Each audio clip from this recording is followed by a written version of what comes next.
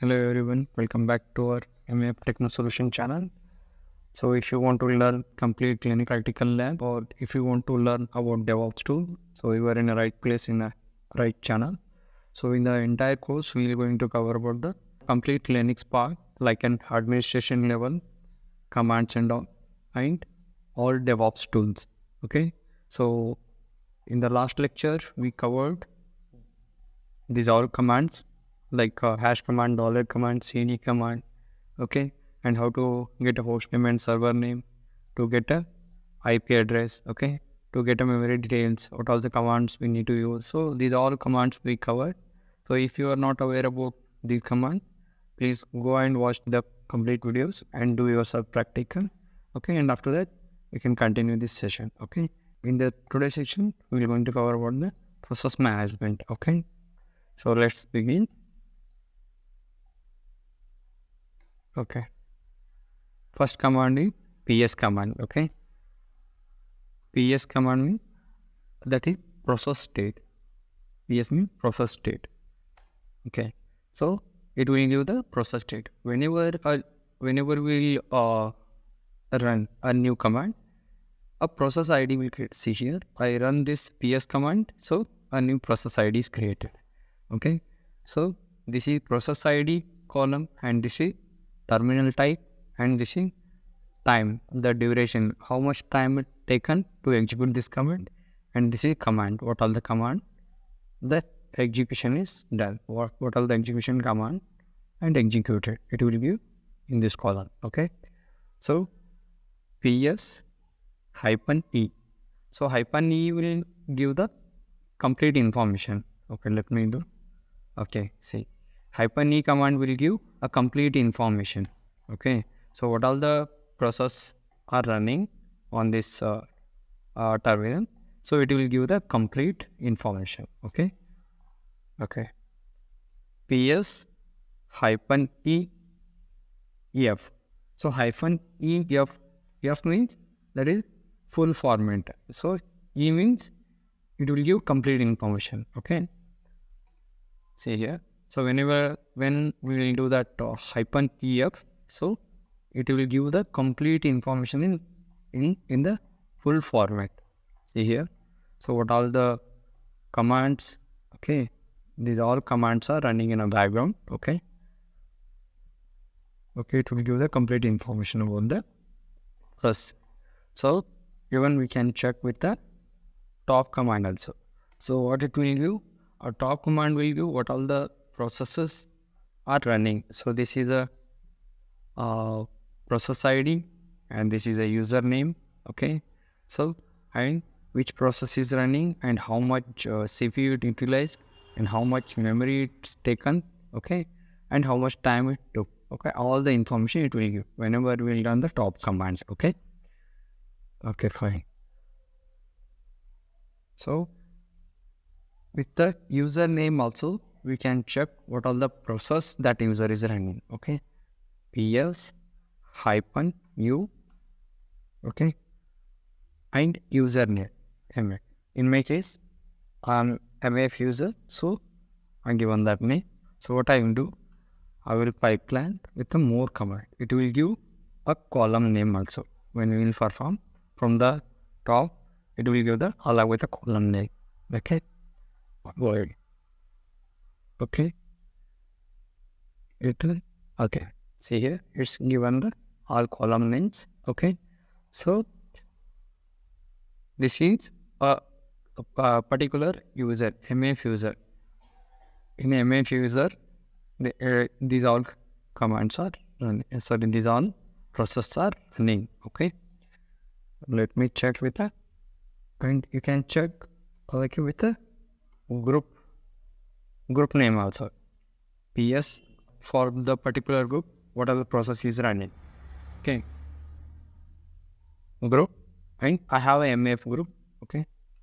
So I more. Okay. The MF group is running this on process ID. Okay. Fine. So to check a complete more detail in more detail. So I need more details. Okay. Complete. How? PS EUX.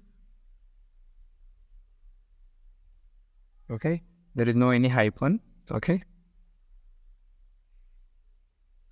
apply more command. Okay, hit enter. So it will give the more detail. Okay, see here.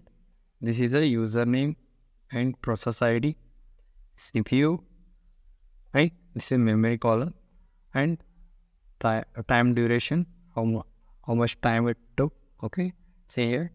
This is and this command and what all the commands are executing. Okay. What I will do, system ctl status, that is Apache 2 web server. So I have already installed that Apache 2 web server. Okay, so what I will do, for an example, I will show how to check complete a particular process, the particular service is running, what all the process ID. Okay, running with what all the process ID. So when we check the status of this Apache 2 web server, we can able to see these all process ID. The main process ID is this one. Okay, the remaining process ID are here. So when we will stop this server, Apache 2 server, the process ID will start with a different process ID. Okay, the main process ID will change the main process ID. Okay, I will give that example. Okay, so hyphen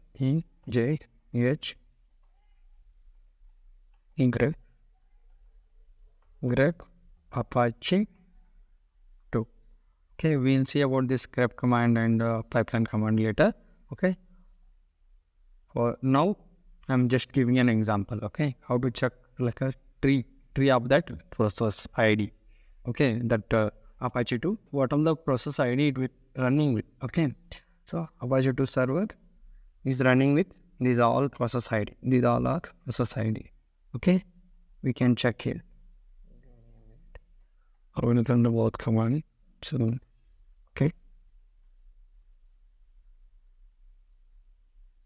okay, see here. The process ID, the main process ID is this one, and remaining process ID. Okay, the same remaining process ID is here. Okay, the main process ID is this, and remaining process ID is these two. Okay, see here. Okay, so with command we can check in a tree structure for a particular service what all the process IDs are there along with that service. Okay, we can check in a tree structure. What I will do, I will restart that Apache 2 server. Okay, systemctl restart Apache 2. Okay, asking the password. Okay, I have given the password. Okay, fine. Now what I will do, I will check the grep command. See here, whenever you restarted your Apache 2 service, okay, the service process ID is changed. Okay, so systemctl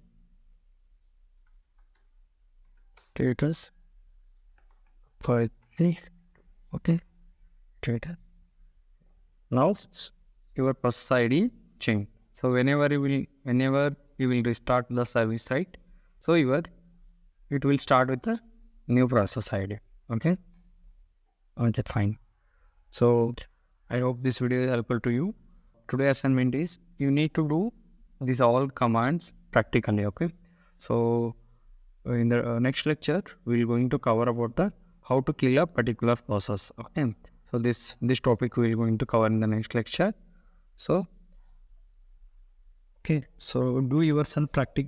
Okay, thank you for watching our video, and we'll meet in the next class. Good day to everyone.